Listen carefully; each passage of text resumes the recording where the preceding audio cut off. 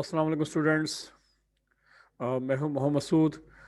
ये class number 6 है, introduction to object oriented programming with Java language.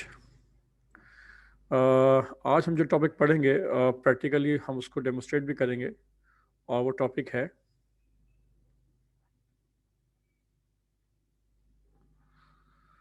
Java language के अंदर हम देखेंगे इनपुट एंड आउटपुट फंक्शन या मेथड।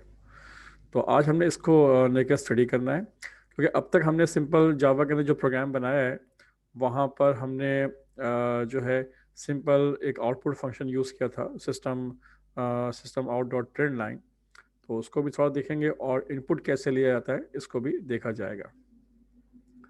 और इसमें जो एक क्लास यूज़ होगी वो क्लास जो है याद रखिएगा कि हम स्कैनर की क्लास को यूज़ करेंगे आज। और स्कैनर की क्लास को कैसे इंपोर्ट करते हैं इसको भी देखा जाएगा, कि आप अपनी क्लास के अंदर या अपने प्रोग्राम के अंदर कोई दूसरी क्लास या बिल्ट-इन क्लास जो कि जावा की अपनी है उसको कैसे इस्तेमाल करेंगे, कैसे इंपोर्ट करेंगे, उसको भी हम आज देखेंगे। तो चलें चलते हैं इनपुट आउटपुट फंक्शन। तो इसके अंदर सबसे पहले तो आप अपने आईडी इन्वायरमेंट में आ जाइए। जैसा कि आप जानते हैं कि हम लोग नेट बीन पे काम कर रहे हैं, तो जावा के लिए एक बेहतर इन्वायरमेंट है नेट बीन का। आप उसको ओपन कर लीजिए आप, ठीक है। और यहाँ पर आप फाइल में जाइएगा, आप एक न्यू प्रोजेक्ट स्टार्ट कीजिए, और यहाँ पर नेक्स्ट कीजिए आप। अब यहाँ पर आपसे प्रोजेक्ट का नाम पूछ रहा है, तो प्रोजेक्ट का नाम दे दीजिए आप इनपुट आउटपुट फंक्शन दे दीजिए, मेथड दे दीजिए, या सिंपल इनपुट आउटपुट। मैं फंक्शन का नाम लिख देता हूँ फ़िलहाल। और ये जो है प्रोजेक्ट की लोकेशन जो है डी ड्राइव है, और जावा प्रोग्राम का एक फ़ोल्डर मैंने बनाया था, वहीं पर ये तमाम प्रोग्राम जो है सेव हो रहे हैं। वहीं पर फ़ोल्डर बनते हैं प्रोजेक्ट के, ताकि आपके पास अपनी एक लाइब्रेरी बन जाए, ताकि उसको आप बाद में भी चाहें तो आप देख सकें कि प्रोग्राम आपने क्या बनाए हैं, और ताकि उसको रिपीट करने में आपको आसानी हो। अच्छा, तो यहाँ पर आपने क्रिएट मेन क्लास, इसको आप इसके चेक बॉक्स को ऑन रखिएगा, ताकि आप जो है जो मेन फंक्शन बनेगा वो भी उसी क्लास में बनेगा जिस क्लास के अंदर आप सारा काम करेंगे, ठीक है। अच्छा, मैं आज आपको ऑब्जेक्ट ओरिएंटेड प्रोग्रामिंग का कॉन्सेप्ट फिलहाल नहीं दे रहा। आज मैं आपको सिर्फ जावा के अंदर इनपुट आउटपुट फंक्शन कंसोल पे कैसे इस्तेमाल किया जाता है उसको हम देखेंगे। तो यहाँ पे आप फिनिश कर दीजिए, और ये आपके पास देखें, आपके पास एक इनपुट आउटपुट फंक्शन की जावा फाइल आपके पास ओपन हो गई है। यहाँ पे आपने प्रोग्राम बनाना है। तो पहला काम क्या करें, पहला काम ये कीजिए आप कि जो आपके पास ये जो एक्स्ट्रा एरिया है कमेंट्स का, इसको रिमूव कर लें, ताकि आप फुल स्क्रीन पे पूरा प्रोग्राम देख सकें।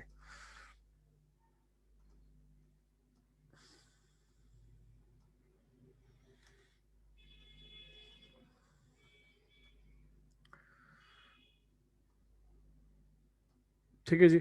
अच्छा, मेरी जो प्रैक्टिस है वो ये है कि मैं ब्रैकेट को इस तरह से मैं ओपन और क्लोज करता हूँ, ताकि मुझे उनके पेयर नज़र आए। यानी कि मैं इस तरह से करूँगा, क्लास जो स्टार्ट किया आपने इसका ब्रैकेट ये रखेंगे, ताकि मुझे पता चलता है कि ये ब्रैकेट यहाँ से स्टार्ट हुआ, यहाँ पे क्लोज हुआ हुआ है। इसी तरह से जो आपका public static void main function है, उसका जो कर्ली ब्रैकेट डेलिमीटर है उसको मैं इस तरह से रखता हूँ, ताकि मुझे पता चले कि मैं इसके अंदर अब काम करूँगा।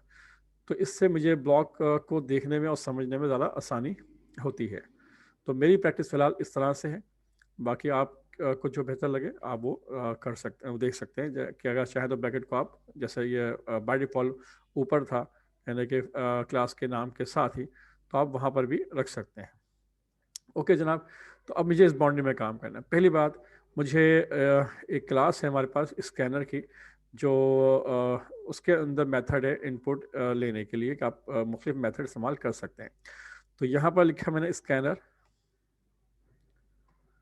ठीक है।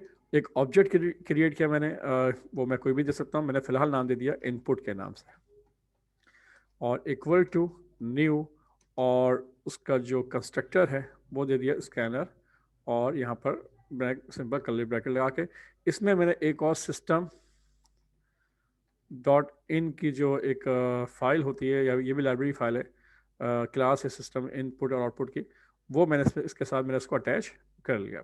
क्लियर।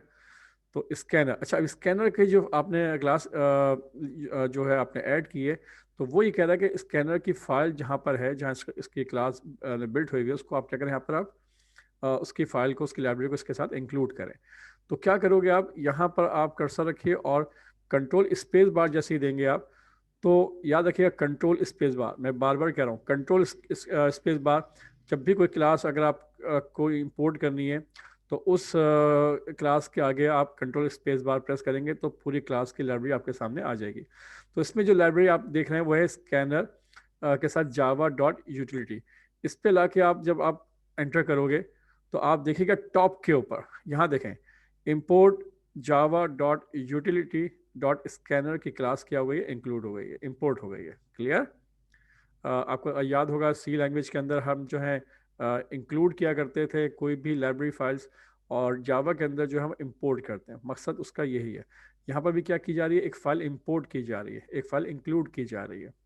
उस फाइल के अंदर क्या है, क्लास है, कौन सी क्लास है, स्कैनर की क्लास है। किसके अंदर है, Java dot utility dot scanner. ये हमने पूरी एक क्लास जो है उसकी फाइल जो है हमने यहाँ पर इंक्लूड कर ली है। ओके जनाब। अब आपने करना क्या है, सपोज करें मैं इनपुट लेना चाहता हूँ एक रोल नंबर और एक नेम और एक हाइट। क्लियर। तो मैंने इसके लिए मुझे 3 वेरिएबल चाहिए और 3 डिफरेंट टाइप्स के। तो यहाँ पर मैंने एक वेरिएबल ले लिया इंटीजर ROLL, रोल नंबर, ठीक है। उसके बाद मैंने एक और वेरिएबल लिया, उसकी टाइप रखी मैंने फ्लोट, और इसमें मैंने HEIGHT हाइट, स्टूडेंट की हाइट है, या इसकी हम चलें एक काम कर लेते हैं, परसेंटेज रख लेते हैं, PER, परसेंटेज हम उसकी लेना चाहते हैं उस स्ट्रिंग की। और उसके बाद उसका नाम चाहिए मुझे, तो मैंने क्या किया कि उसके लिए मैंने स्ट्रिंग टाइप डेटा चूज़ की, और यहाँ पर मैंने जो है एक नेम वेरिएबल मैंने ले लिया। तो ये 3 वेरिएबल मैंने लिए हैं, रोल नंबर और PER परसेंटेज और नेम नाम के लिए। अब मुझे यहाँ पे इनपुट लेना है, तो कैसे इनपुट लेंगे, पहले एक मैसेज डिस्प्ले कर लीजिए सिंपल। ये जो आउटपुट फंक्शन है, और आप इससे पहले भी इस्तेमाल कर चुके हैं, वो है system dot out dot print. अच्छा, प्रिंट लाइन में और प्रिंट में फ़र्क ये है कि प्रिंट लाइन में क्या होता है, कर्सर जो है वो प्रिंट करने के बाद नीचे मूव कर जाता है, जबकि सिंपल प्रिंट में क्या होता है, कर्सर जो है वहीं पर रहता है, जहाँ पे आपने वो लाइन लिखी होती है तो कर्सर जो है उसी लाइन के ऊपर मौजूद रहता है, वो कर्सर नीचे मूव नहीं करता। तो system dot out dot print, इसमें आप मैसेज लिख दीजिए कि enter your roll number. Okay, message इस तरह से लिखें जो डिस्क्रिप्टिव हो, यूज़र के साथ ईजिली इंटरेक्ट कर सके, या यूँ समझ लीजिए उसका जो इंटरफेस है वो उसको समझ में आए इस यूज़र को। तो ये हमने एक छोटा सा इंटरफेस एक की कमांड दे दी कि ताकि वो यूज़र पे मैसेज डिस्प्ले करे। उसके बाद अब आपने करना क्या है, जो वेरिएबल आपने लिया था जिसमें डेटा आपने इनपुट लेना है, तो वहाँ लिखेंगे आप रोल नंबर इक्वल टू, यानी ये इक्वल टू का साइन है, असाइनमेंट ऑपरेटर है, और यहाँ पर आप दोगे जो कमांड है उसकी, यानी जो आपने ऑब्जेक्ट क्रिएट किया था इनपुट का, वो आप इनपुट लिखेंगे। इनपुट डॉट, जैसे डॉट लिखेंगे तो इसके जो मेथड हैं इस क्लास के स्कैनर के, वो सब यहाँ पे आ जाएंगे। तो इसमें चूंकि मुझे इंटीजर इनपुट लेना है, तो यहाँ पर एक ऑप्शन है इन नेक्स्ट इंटीजर के नाम से। क्लियर। तो आप देख लीजिए तमाम जो मेथड हैं वो सब यहाँ पे ओपन हो गए। तो आपने चूज़ किया नेक्स्ट इंटीजर, ठीक है, NEXT, और इंटीजर जो है वो का आई जो है वो अपर केस में है। आपने इंटीजर लिखा और राउंड ब्रैकेट क्लोज कर दिए, या वहाँ पे आप चाहे तो सिंपल एंटर कर सकते हैं, तो वो फंक्शन जो आपके सामने आ जाएगा। तो ये सिंपल आपने क्या किया, नेक्स्ट इंटीजर का आपने एक मेथड कॉल किया, जिससे इंटीजर जो है जो आप इनपुट करोगे वो किस में आ जाएगा, स्टोर हो जाएगा, वो रोल नंबर में स्टोर हो जाएगा through input dot next integer method की मदद से। ओके। इसके बाद आप उसका नाम इनपुट लेना चाहते हैं, फिर आप मैसेज देना चाहते हैं system dot out dot print line, या सिंपल प्रिंट कर दीजिए, और इसमें लिख दीजिए आप एंटर योर नेम। ओके जनाब। और यहाँ पर भी आप कुछ अगर देना चाहते हैं कुछ डॉट डॉट, ताकि थोड़ा सा आउटपुट बेहतर आए, तो वो आप दे सकते हो। यहाँ पे सेमीकोलन दीजिए और फिर लिखेंगे आप क्या, नेम। नेम के लिए आपने जो वेरिएबल लिया हुआ है वो नेम लिया हुआ है आपने, इक्वल टू असाइनमेंट ऑपरेटर हो गया। यहाँ पर लिखेंगे आप नेक्स्ट, सॉरी इनपुट, जो आपका ऑब्जेक्ट है इनपुट डॉट, उसके बाद नेक्स्ट, और इसके अंदर जो आपके पास फंक्शन मेथड है उसका नाम है नेक्स्ट स्ट्रिंग, तो सॉरी नेक्स्ट लाइन। पूरी लाइन अगर आपने इनपुट लेनी है आप इस तरह से यूज़ करेंगे आप। क्लियर? तो पहले आपने इंटीजर इनपुट लिया, फिर उसके बाद नेक्स्ट लाइन। नेक्स्ट लाइन का मतलब आप पूरा स्ट्रिंग इनपुट लेना चाहते हैं। लाइन के अंदर आप नंबर, कैरेक्टर, स्पेशल कैरेक्टर सब दे सकते हैं लाइन के अंदर। ओके, ठीक है जनाब। उसके बाद आप उसकी हाइट पूछना चाहते हैं तो क्या करोगे आप, फिर लिखिए आप system dot out dot print 9, simple print, और इसके बाद आपने कहा एंटर योर परसेंटेज, ठीक है। और इसके बाद आपने सिंपल सा एक फॉर्मेट थोड़ा सा बेहतर किया, सेमीकोलन लगाया आपने। अब यहाँ पे जो वेरिएबल देंगे वो देंगे आप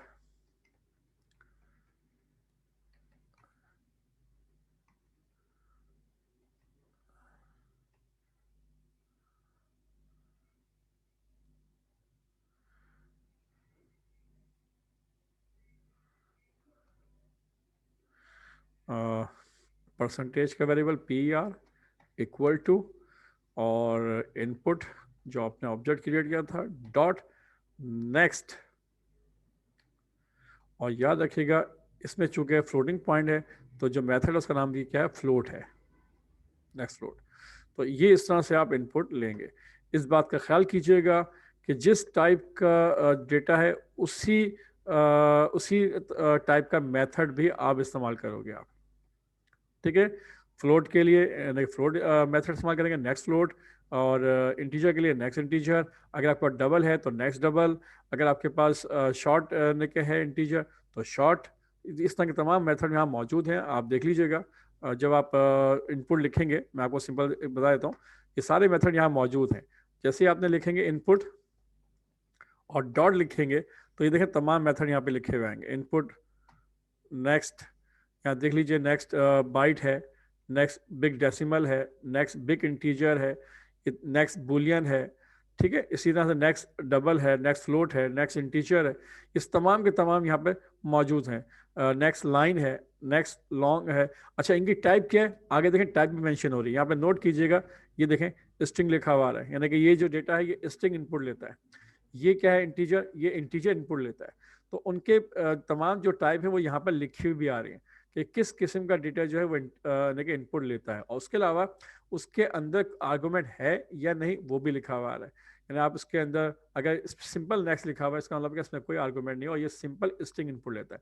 तो मैं चाहूँ तो नेक्स्ट की जगह, नेक्स्ट लाइन की जगह पे मैं नेक्स्ट भी इस्तेमाल कर सकता हूँ, यानी कि नेक्स्ट सिंपल नेक्स्ट फंक्शन या next line just like same, जिनका जो वर्क होगा वो सेम होगा, ठीक है। तो इस बात को ध्यान में रखिएगा आप।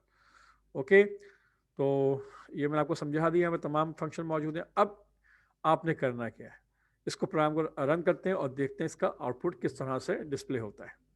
सिंपल एक काम कीजिए, इसको आप सिंपल रन कीजिए और देखें। देखें प्रोग्राम को जैसे आपने रन किया तो देखें नीचे देखें आउटपुट बॉक्स के अंदर यहाँ पर लिखा हुआ है enter your roll number. Cursor को यहाँ पे क्लिक कीजिएगा। अब आपने रोल नंबर दिया, सपोज करें रोल नंबर दे रहा हूँ मैं 103। जैसे ही आप एंटर करोगे, कर्सर कहाँ गया, देखें एंटर योर नेम। नेम पे उसने इनपुट वहाँ पर वो रुका नहीं, अब वो कहाँ पर रुका हुआ है, एंटर योर परसेंटेज के ऊपर। चलें परसेंटेज के ऊपर आप यहाँ पे दीजिए 25.34 फॉर एग्जाम्पल। आप जैसे इंटर करेंगे आप तो ये प्रोग्राम यहाँ पे ख़त्म हो गया। लेकिन एक बात आपने नोट कीजिएगा कि next your inter your name के अंदर उसने नाम इनपुट नहीं लिया। इसकी क्या वजह है, इसको अभी हम देखते हैं कि हो सकता है मुझसे एंटर जो है 2 दफ़ा दब गया हो, जिसकी वजह से नेम पे उसने डेटा जो है वो एंटर नहीं किया। अच्छा, एक बात, दूसरी बात क्या है, दूसरी बात ये है कि यहाँ पर आप ये नोट कीजिएगा कि इसने सिर्फ इनपुट लिया है, उन वैल्यू को डिस्प्ले नहीं किया। मैं चाहता हूँ कि इसके बाद क्या करना चाहिए, उसको डिस्प्ले भी करना चाहिए ताकि वो डेटा को डिस्प्ले भी करके देखें। तो फिर क्या करेंगे उसके लिए, दोबारा से प्रोग्राम में आइए आप। यानी ये जो एरिया है यहाँ से यहाँ तक, इसमें सिर्फ क्या हो रहा है, इनपुट लिया जा रहा है। अब मैं आउटपुट, यानी कि मैं यहाँ पे चाहूँ तो कमेंट्स के तौर पर लिख सकता हूँ कि स्लैश इनपुट सेगमेंट और एरिया। ये इनपुट सेगमेंट एरिया है जहाँ पे डेटा इनपुट ले रहे हैं आप, जिसमें रोल नंबर है, नेम है, परसेंटेज है। और इसके बाद ये जो सेगमेंट यहाँ पे यूज़ करेंगे, ये आपका है डिस्प्ले सेगमेंट। यहाँ पे डेटा क्या होगा, डिस्प्ले होगा, और एरिया। ठीक है, ये कमेंट्स मैंने डाल दिया आप। हेयर इनपुट सेगमेंट, मैं सिंपल लिख देता हूँ यहाँ पर, मैं हेयर इनपुट सेगमेंट, और यहाँ पर जो है हेयर डिस्प्ले सेगमेंट। ओके, अब डिस्प्ले कैसे करेंगे, बहुत ही सिंपल तरीका है, SYS system dot out dot print line, और यहाँ पर आपने मैसेज दे दिया कि योर रोल नंबर इस, और यहाँ पर आप एक ऑपरेटर इस्तेमाल कर रहे हैं, वो है प्लस का ऑपरेटर। इस वक्त प्लस का जो ऑपरेटर है वो एज ए कॉनकैटिनेशन के तौर पर इस्तेमाल हो रहा है। और यहाँ पर आप जो वेरिएबल दे रहे हैं वो है ROLL, यानी रोल नंबर डिस्प्ले हो जाएगा। आप चेक करके देखते हैं, इसको रन कीजिए यहाँ पर फिलहाल। पहले देखिएगा, पहले इसने सिर्फ क्या किया था, रोल नंबर इनपुट लिया था, नेम इनपुट लिया था, और परसेंटेज इनपुट ली थी, और उसके बाद प्रोग्राम खत्म हो गया था। अब क्या होगा, जरा इसको देखते हैं, रन कीजिए। अगेन आप देखें नीचे स्क्रीन के ऊपर, यहाँ पे आपसे इनपुट ले रहा है। फॉर एग्जांपल आपने इनपुट दिया 2, रोल नंबर है, आपने एंटर किया। अब देखें, अच्छा नेम पे वो नहीं रुक पा रहा, उसको हम देखते हैं कि नेम के ऊपर किस डेटा जो है वो क्यों देखिए वहाँ पर इनपुट नहीं ले रहा, उसको हम देखते हैं। अभी वो इनपुट क्या ले रहा है, एंटर यूर परसेंटेज। तो परसेंटेज के लिए आप क्या करोगे, आप यहाँ पर आप दे दीजिए फॉर एग्जाम्पल 56.78। आप जैसे इंटर करेंगे तो देखें नीचे क्या लिखा हुआ है, गौर से देखिए, योर रोल नंबर इज 2, यानी उसने 2 जो इनपुट लिया था उसने वो चीज़ यहाँ पे उसने इनपुट लिया, और यहाँ पे आपने उसको डिस्प्ले करवा दिया। क्लियर। अच्छा, इसी तरह से अगर आपने एक और चीज़ डिस्प्ले करनी है, रोल नंबर के अलावा यानी कि नेम भी डिस्प्ले करना है, तो क्या लिखोगे आप, system dot out dot print line, और एंटर, सॉरी, योर नेम इस, आप सिंपल लिखें, और डॉट डॉट एक बस ये खूबसूरती के लिए, मतलब ज़रूरी नहीं कि आप इसको दें। और इसके बाद आपने प्लस का कॉन्कैटिनेशन ऑपरेटर इस्तेमाल किया, और आपने वेरिएबल दे दिया आपने नेम। क्लियर। और इसी तरह से आप system dot out dot print line और योर परसेंटेज इस, ये मैसेज यहाँ पर आएगा। उसके बाद यहाँ पर आपने प्लस के बाद आपने PR वेरिएबल दिया। अच्छा, एक बार याद रखिए, PR जो है वेरिएबल है जो कि आपने ऊपर डिक्लेयर किया था, उसी को इस्तेमाल करेंगे। लेकिन यहाँ लिखा हुआ आपने परसेंटेज, ये मैसेज है ताकि यूज़र के साथ ईजिली कम्युनिकेट कर सके, उसके साथ सही इंटरफेस, उसको सही समझ में आए कि ये वैल्यू क्या है, तो वो परसेंटेज है। लेकिन वेरिएबल का जो शॉर्ट फॉर्म नेम है वो PR है, तो ऐसा हो सकता है। अच्छा, उसके बाद आपने क्या किया, एक और चीज़ यहाँ पे रख लीजिए, प्लस कीजिए, और इसके बाद आप एक पर्सन का सिंबल भी प्रिंट करवा दें, ताकि परसेंटेज के साथ साथ पर्सन का सिंबल भी डिस्प्ले होता हुआ नजर आए। तो ये एक छोटी सी एक्सप्रेशन आपने लिखी है यहाँ पर। अब इसको प्रोग्राम को दोबारा से रन करते हैं। अच्छा, यहाँ पे याद रखिएगा कि रीड लाइन जो मैंने लिखा था, इस जगह पे इसने सही इनपुट ले लिया। अब एक काम करें, सिंपल नेक्स्ट लगा के देखें कि इसमें क्या होता है। अब रन कीजिएगा प्रोग्राम को और देखें, रोल नंबर इनपुट ले रहा है, आपने रोल नंबर इनपुट दिया 2, एंटर कीजिए। अब देखें नेक्स्ट से ने सही इनपुट लिया है, तो बेहतर है कि आप नेक्स्ट लाइन ना लिखें, बल्कि नेक्स्ट सिंबल नेक्स्ट कर दीजिए। क्योंकि मैंने आपको बताया था कि नेक्स्ट और नेक्स्ट लाइन तक सेम काम करते हैं। नेक्स्ट लाइन पे कोई इशू आ रहा है तो उसको छोड़ दीजिएगा। आप उसकी जगह पे सिंपल नेक्स्ट फंक्शन इस्तेमाल कीजिएगा। अब यहाँ पे इनपुट ले रहा है, एंटर योर नेम, नाम दे दिया आपने, सपोज करें इमरान खान, और उसके बाद एंटर कीजिए। तो उसने एरर शो किया है। यानी कि देखा जाए तो नेक्स्ट के अंदर उसको स्ट्रिंग इनपुट लेना चाहिए था, लेकिन यहाँ पर उसने इनपुट नहीं लिया है। तो उसको हम चेक करते हैं कि क्या वजह है कि उसने नेक्स्ट का फंक्शन इनपुट नहीं ले रहा। उसको देखते हैं। अच्छा, नेक्स्ट लाइन पे एरर उसने नहीं दिया था, लेकिन उसने वहाँ पे पॉज नहीं किया था, इनपुट नहीं ले रहा था। तो उसकी जगह पे हम चेक करते हैं कि और कौन कौन से फंक्शन है जो इस्तेमाल किए जाएंगे। डॉट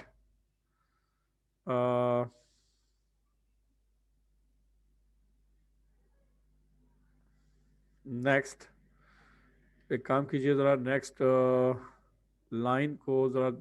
अच्छा देखें, नेक्स्ट के अंदर देखें 3 तरह के हैं। एक है नेक्स्ट जिसके अंदर स्ट्रिंग का जो आर्गुमेंट है वही पास कर रहा है, इसको नोट कीजिएगा। और इसमें सिंपल नेक्स्ट लाइन है। इसको भी साथ देखते हैं कि इसकी क्या है प्रॉब्लम जिसकी वजह से। या देखें नेक्स्ट स्ट्रिंग देखते हैं कि अगर नेक्स्ट स्ट्रिंग यहाँ पर लिखा है मौजूद या नहीं है। शॉर्ट हैगा, शॉर्ट है, उसके बाद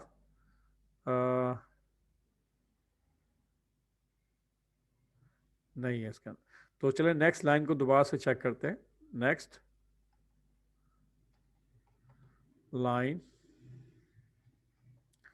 और इससे ट्राई करते हैं।